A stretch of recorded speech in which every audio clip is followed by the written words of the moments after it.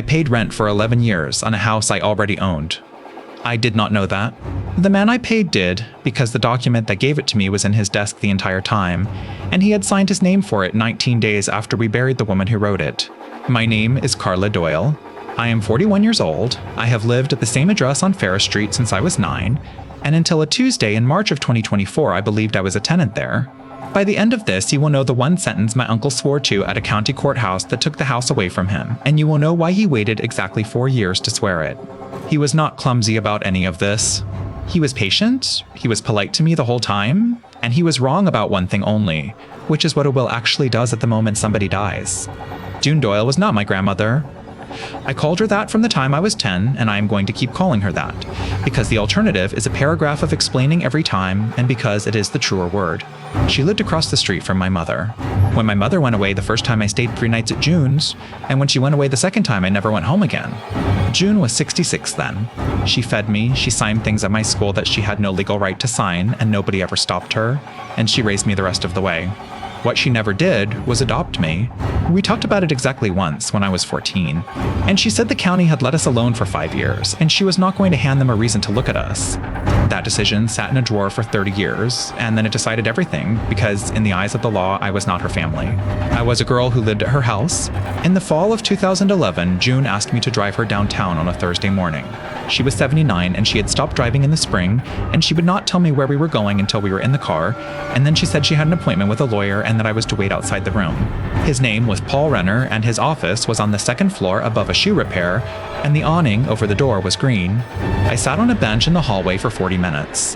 I remember the 40 minutes because I remember being annoyed about them. When she came out, she had a large envelope under her arm, and she was in a good mood, and she wanted a milkshake. And on the drive back, she told me she'd put her business in order and that I was not to worry about the house. That is, the whole conversation. I did not ask her a single question about it, and for 13 years I did not think about that morning at all. June died in March of 2013. She was 81, and it was her heart, and it took 4 days. Her son Warren came in from 2 states over, and he handled all of it. And I want to be fair about this part, because he did handle it. He paid for the funeral. He stood next to me at the graveside, and he put his hand on my back.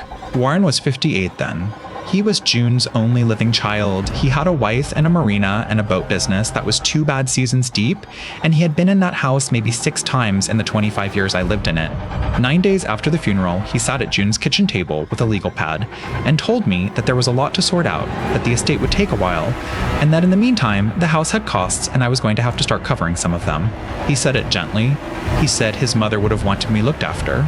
Here is what was happening 10 miles away while he was being gentle at that table, and I would not learn it for 11 years. On the 19th day after the funeral, Warren Doyle drove downtown, climbed the stairs under the green awning, and asked Paul Renner's office for his mother's file. A law office does not hand over an original will to somebody and forget about it. They log it.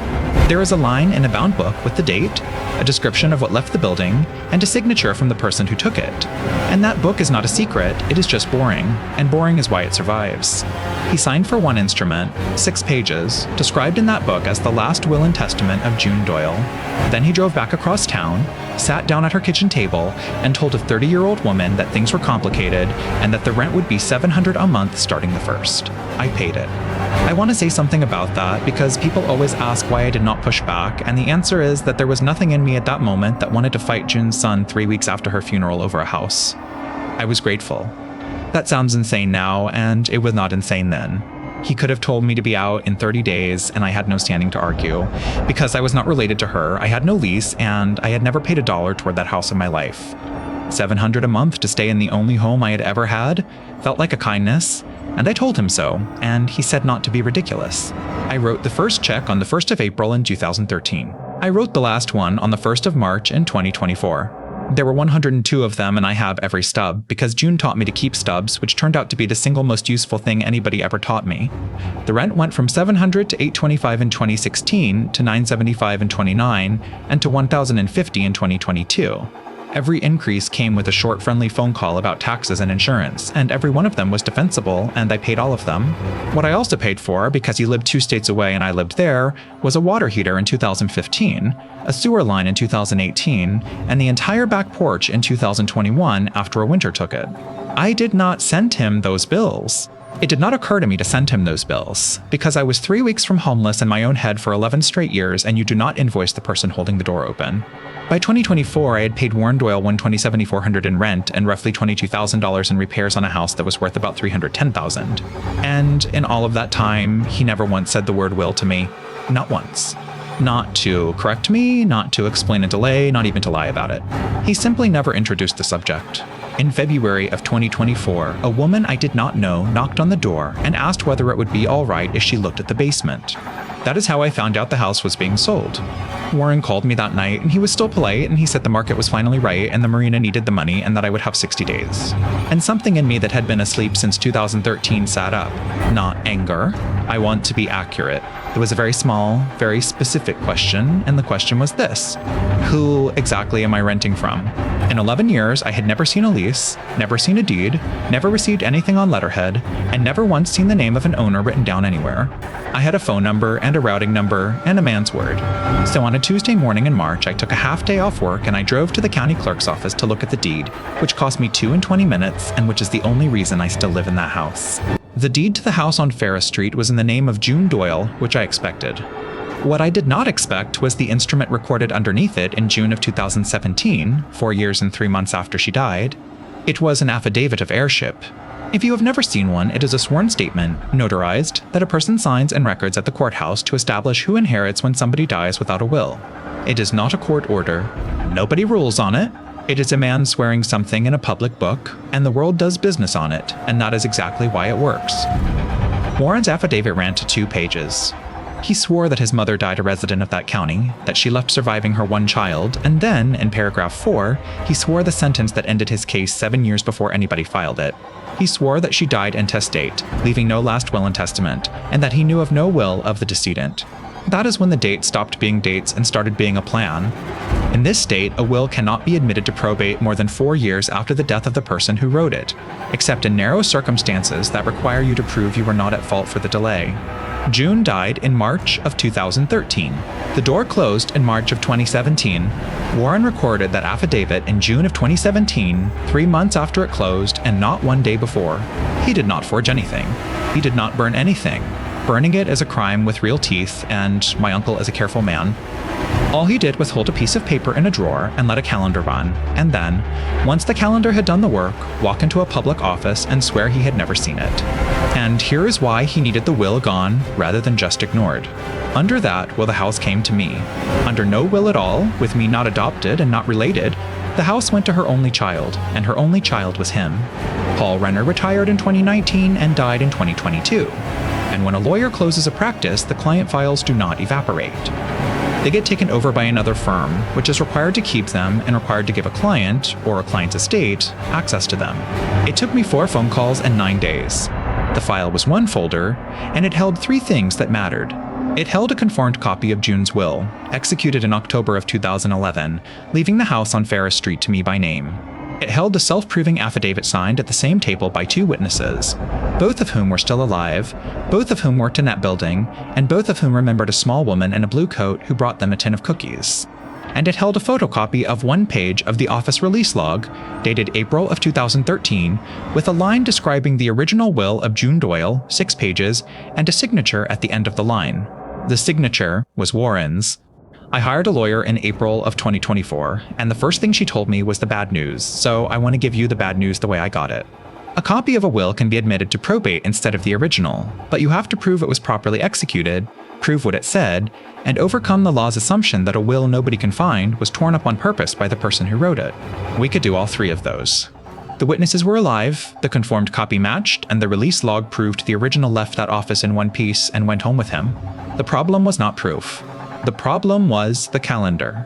Warren's attorney answered our filing in 11 days, and the answer was 4 pages long, and 3.5 of those pages made a single argument that I could not find a hole in. She was 7 years past the deadline. The legislature set 4 years, the legislature meant 4 years, and sympathy is not an exception. The answer to that argument is older than the statute it is trying to use. A limitation period is a shield for people who get sued too late. It is not a reward for the person who caused the delay.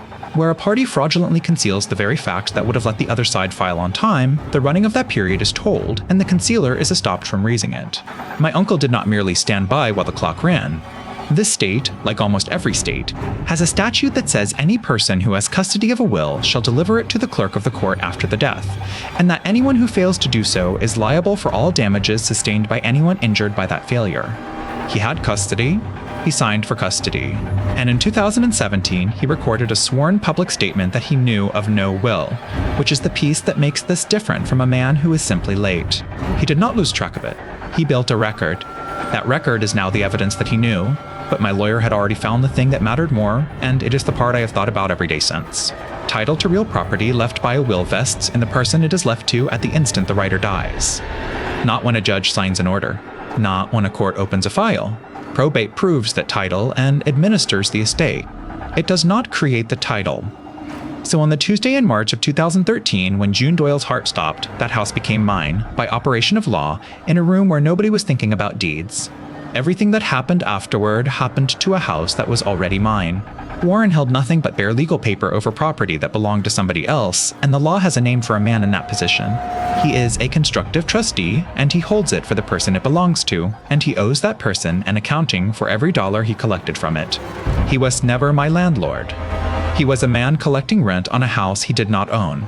He fought it for 5 months, and then his own file turned on him a second time.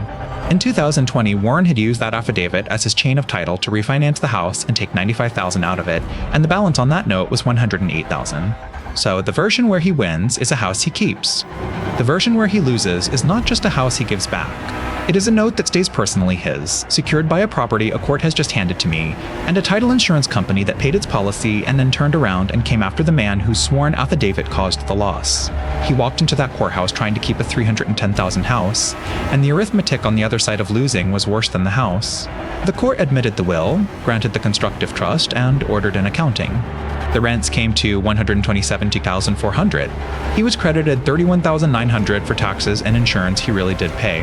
The net came to $95,000. He had taken $95,000 out of the house in 2020.